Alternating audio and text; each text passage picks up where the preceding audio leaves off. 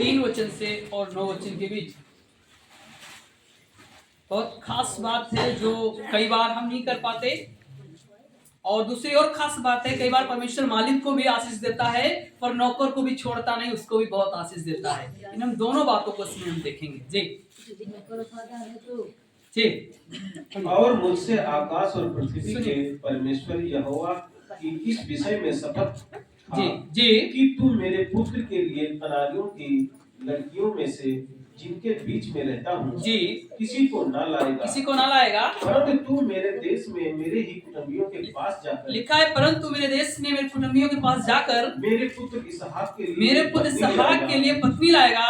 दास ने उससे कहा कदाचित वो स्त्री मेरे देश में आना न चाहे तो क्या मुझे तेरे पुत्र को उस देश में जहाँ से तू आया है ले जाना पड़ेगा? जी हाँ। अब्राहम ने उससे कहा चौकस रहे, मेरे पुत्र को वहाँ कभी न ले मेरे पुत्र को मेरे बेटे को वहाँ कभी न ले जाना। स्वर्ग का परमेश्वर यहोवा जी जिसने मुझे मेरे पिता के घर से और मेरी जन्मभूमि से ले आकर मुझसे शपथ खाई जी और कहा कि मैं ये देश तेरे वंश को दूंगा, वही अपना दूत तेरे आगे आगे भेजेगा कि तू मेरे पुत्र के लिए वहाँ से एक स्त्री ले आए। परंतु यदि वह स्त्री तेरे साथ आना ना चाहे तब तो तू मेरी इस शपथ से छूट जाएगा, पर मेरे पुत्र को वहाँ ना ले जाना। तब उस दास ने अपने स्वामी अब्राहम की जांघ के नीचे अपना हाथ रखकर उससे इस विषय की शपथ खाई। सुनिएगा, ये उस समय की घटना है जब अब्राहम के जीवन में उसका बेटा इसहाक आ जाता है और इसहाक अब सयाना हो चुका है। क्या हो चुका है? अब वो बच्चा नहीं रहा, अब सयाना हो गया है। आपको पता है जब बच्चे सयाने हो जाते हैं तो माँ बाप को एक बात की खटक होती है, वो होता शादी ब्याह कराना। क्या कराना? शादी ब्याह कराना। एक तो जब बचपन होता तो उनको पालना पोसना, उनके लिए सब चीजों की व्यवस्था करना, पढ़ाना लिखाना, पर एक और स्टेज आती है जहाँ पे अब शादी ब्याह की बात करते हैं। काहे की बात करते हैं? किसकी चिंता होती है? माँ बाप की। किसकी होती? पड़ोसी की नहीं होती है। पड़ोसी की प्रकार की चिंता नहीं करता आपके विषय में, पर जो चिंता करता है वो चिंता सिर्फ आपके माँ बाप और आपका परिवार, और सबसे ज्यादा चिंता आपका परमेश्वर करता है। हालेलुया। इस कहानी से हम 2 बातों पे ध्यान को चाहेंगे।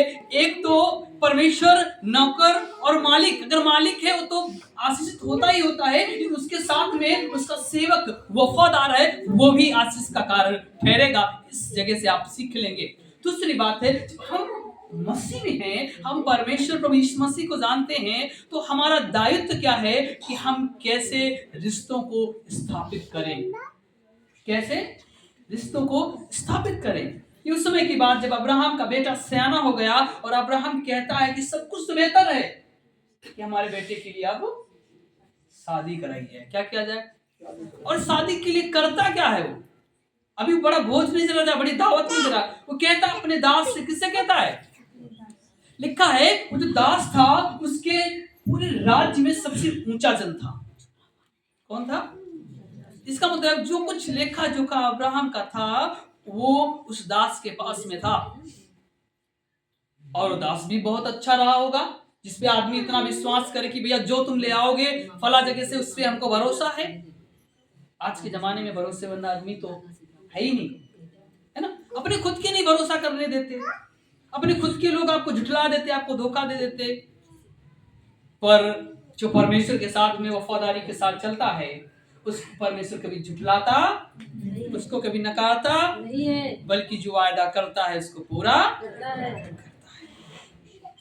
और जब यहाँ पे हम पाते हैं कि जब अब्राहम इसहाक के लिए एक बेटी ढूंढने की योजना बनाता है, तो आपको पता है कई बार हम डील डॉल देखते हैं। अब अब्राहम तो इसहाक तो अपनी पत्नी का मुंह नहीं देखा, अब्राहम भी इसहाक की पत्नी को कभी नहीं देखा। सही कह रहा हूं? उत्पत्ति में ऐसा ही लिखा है। और क्या कहता है कि जो मेरा सेवक है उसको दिन बुलाता है, भैया हमारे पास में आओ, मैं एक बात कहना चाहता हूं। और उसको सिर्फ कहना नहीं बल्कि वायदे के साथ में आपको खड़े उतरना है। अब्राहम को नहीं उतरना, किसको उतरना है? उसके दास को। किसको? उसके दास को। और दास भी क्या करे?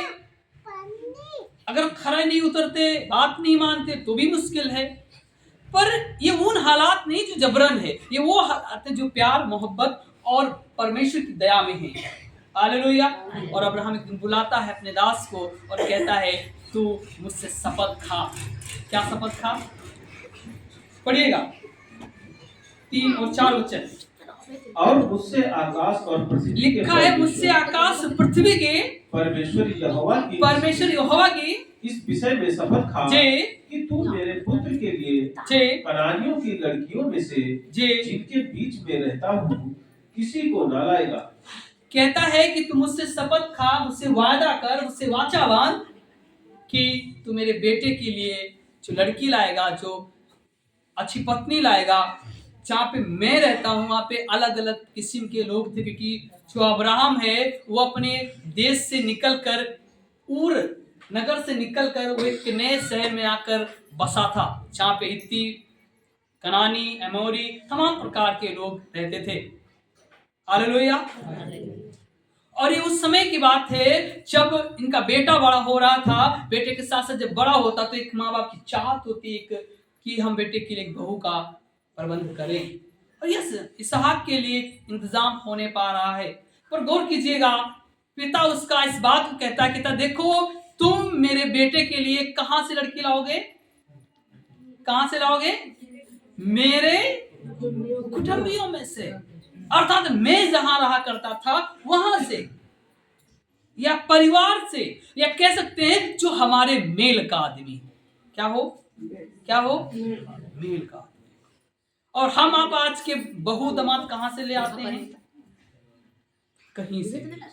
देखा फलाने ने देखा, हाँ लंबा चौड़ा है, ठीक ठाक है, चलो भाई शादी तय हो जाती है। कई बार हमारा मेल नहीं खाने की वजह से हमारे घर घूरा बन जाते हैं, हमारे घर कई बार बर्बाद हो जाते हैं। कई बार पत्नी लड़के लड़की का मेल नहीं खाता, कई बार लड़की विश्वास करती, लड़का विश्वास नहीं करता, लड़का विश्वास करता, लड़की विश्वास नहीं करता, तो कई बार समस्याओं का कारण बनता है। सही कह रहा हूं? हालेलुया। आपको पता है यदि हमको इन कामों में आना है, प्रभु में आना है, परमेश्वर के कामों को करना है, तो हमें एक और दृढ़ता के साथ में कदम उठाना पड़ेगा। वो है रिश्ते को लेकर। हमारे रिश्ते ऐसे हों जिनके साथ हमारा मेल खा सके, हमारे लोग ऐसे हों, हम ऐसी जगह रिश्ते तय करें, हम ऐसी जगह बात करें जहां से हमारा उनका संबंध स्थापित हो और मेल खा सके। कई बार मेल नहीं खाता, रिश्ते गड़बड़ा जाते हैं। सही कह रहा हूं? बोले हालेलुया। इसका मतलब है कई बार हमको परमेश्वर के अनुसार अपने परिवार के लिए, अपने बेटे के लिए, अपनी बेटी के लिए अच्छे दामाद और अच्छी बहू का इंतजाम करने की आवश्यकता होती है। कई बार हम सब बहुत जल्दी कर देते हैं, पर जिसको भरोसा है प्रभु पे, परमेश्वर उसके लिए उपाय नहीं करता है। हालेलुया। मैं कहना चाहता हूँ हमारे जो रिश्ते हैं वो परमेश्वर में परिपक्व होने पाए। हमारे जो रिश्ते हैं वो परमेश्वर के साथ में परिपक्व हों, और जो परमेश्वर के साथ में परिपक्व होंगे तो हमारे लिए भी रिश्ते परिपक्व अच्छे मिल पाएंगे। कई बार हमारा आपका समाज परमेश्वर के साथ में अच्छा नहीं बनता। अरे चलो ठीक है, हर दिन जाना होता, आज नहीं जाएंगे, कोई बात नहीं बेटी। हर दिन तो हम जाके प्रभु के लिए कुछ ना कुछ देते, चलो एक बार नहीं देंगे, कोई बात नहीं।